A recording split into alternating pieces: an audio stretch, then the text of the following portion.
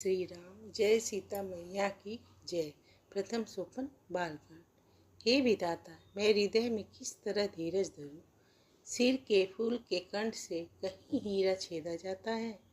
सारी सभा की बुद्धि भोली बावली हो गई है। अतः हे शिव जी के धनुष, अब तो मुझे तुम्हारा ही आश्रय है। तुम अपनी जड़ता लोगों पर डालकर श्री रघुनाथ जी के सुकुमार शरीर को देखकर उतने ही हल्के हो जाओ। इस प्रकार सीता जी के मन में बड़ा ही संताप हो रहा है। निमेष का एक लव अंश भी 100 युगों के समान बीत रहा है।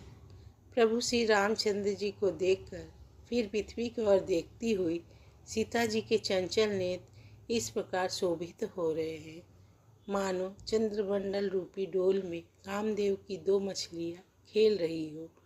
सीता जी की वाणी रूपी भंवरी को उनके मुख रूपी कमल रोक रखा है। लाज रूपी रात्रि को देखकर वह प्रकट नहीं हो रही है।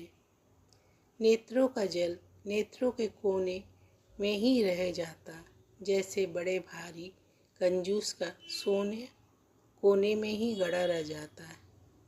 अपनी बड़ी हुई व्याकुलता को जानकर सीता जी संकुचा गई और धीरज धरकर हृदय में विश्वास ले आई कि यदि तन मन और वचन से मेरा प्रण सच्चा है और श्री रघुनाथ जी के चरण कमलों में मेरा चित्त वास्तव में अनुरक्त है, तो सबके हृदय में निवास करने वाले भगवान मुझे रघुश्रेष्ठ श्री रामचंद्र जी की दासी अवश्य बनाएंगे। जिसका जिस पर सच्चा स्नेह होता है वह उसे मिलता ही है, इससे कुछ भी संदेह नहीं। प्रभु की ओर देखकर सीता जी ने शरीर के द्वारा प्रेम ठान लिया, अर्थात ये निश्चय कर लिया कि ये शरीर इन्हीं का होकर रहेगा या रहेगा ही नहीं। कृपा निधान श्री राम जी सब जान गए। उन्होंने सीता जी को देखकर धनुष की ओर कैसे ताका, जैसे गरुड़ जी छोटे से सांप की ओर देखते हैं। इधर जब लक्ष्मण जी ने देखा कि रघुकुल मणि श्री रामचंद्र जी शिव जी के धनुष की ओर ताका है, तो वे शरीर से पुलकित हो ब्राह्मणों को चरणों से दबाकर निम्नलिखित वचन बोले।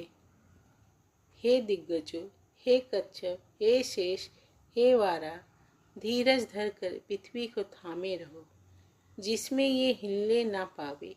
श्री रामचंद्र जी शिव जी के धनुष को तोड़ना चाहते हैं। मेरी आज्ञा सुनकर सब सावधान हो जाओ। तब श्री रामचंद्र जी जब धनुष के समीप आए, तब सब स्त्री पुरुषों ने देवताओं और पुण्य को मनाया।